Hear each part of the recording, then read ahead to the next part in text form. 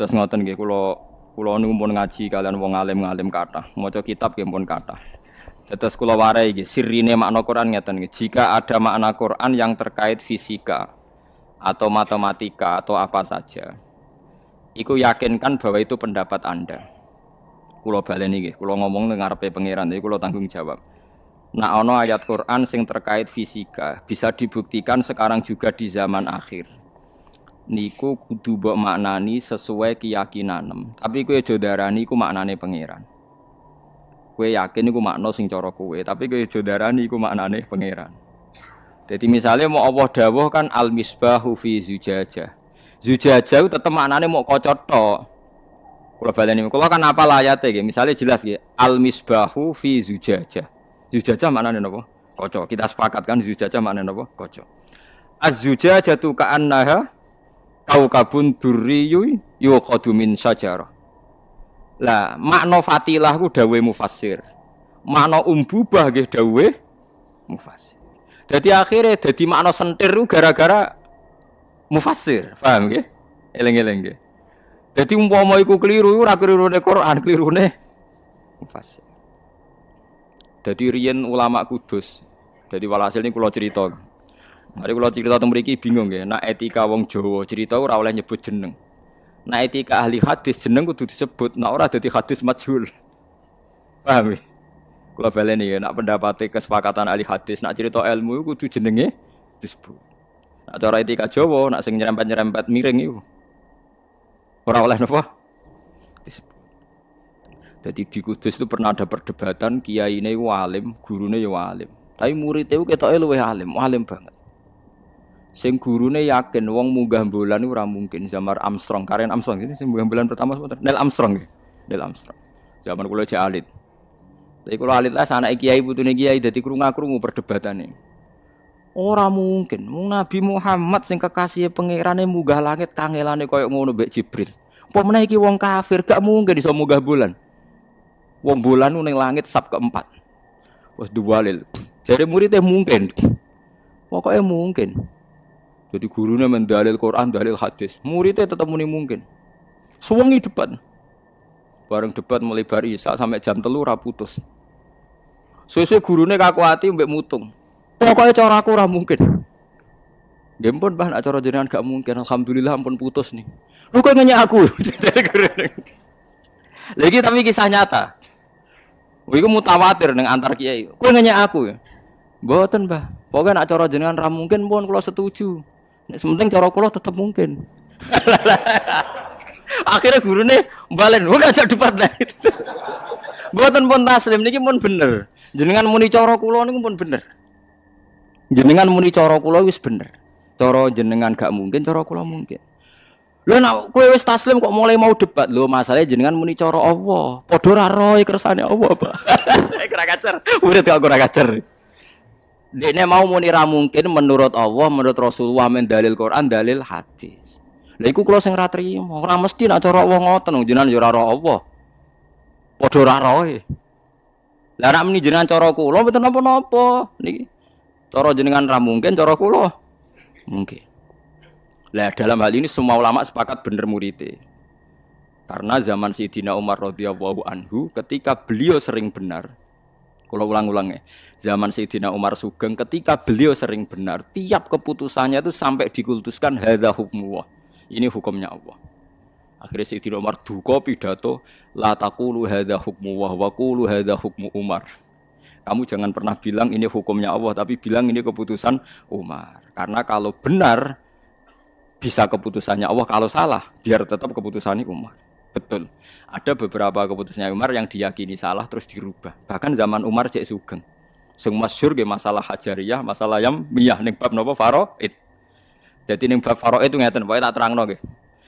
Tak terangno gambarane. Ning bab faraid itu lucu, pokoke nak sakik, dulur sakik iki wak sobah, paham nggih. Tapi nak dulur li awaladil malah furud min dawil furud. Suatu saat ono masalah dulur li untuk warisan sakit berhubung asobah malah untuk warisan. Akhirnya si orang tadi nyoal, ya Umar, halla abuna kana hajaron mulkon fil yammi. Atuk bapakku anggap ae mati watu sing dibuak ning segara. Dadi bapakku ora ono gunane. Terus Umar jangen-angen, iya ya ono bener e. Mergo nak akhun sakik, iku berarti yo tetep duwe akhun lium. Nak akhun lium ora mesti akhun sakik. Saiki bapake dibuak wae. Nak bapake dibuak berarti mau dihitung lium. Walhasil Umar Syekh Sugeng pun menangi. Oh iya, sodakta kata Umar, sodakta.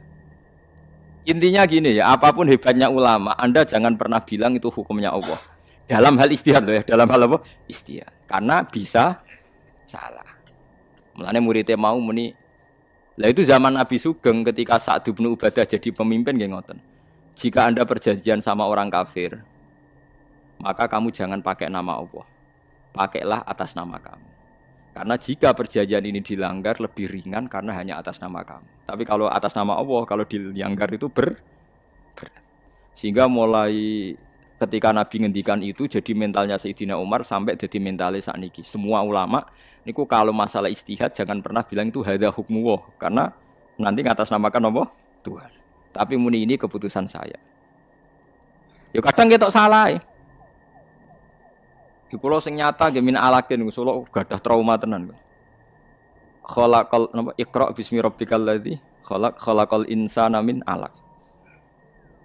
Kulo gadah pengalaman ketika jadi tim tafsir ini nyata pengalaman saya.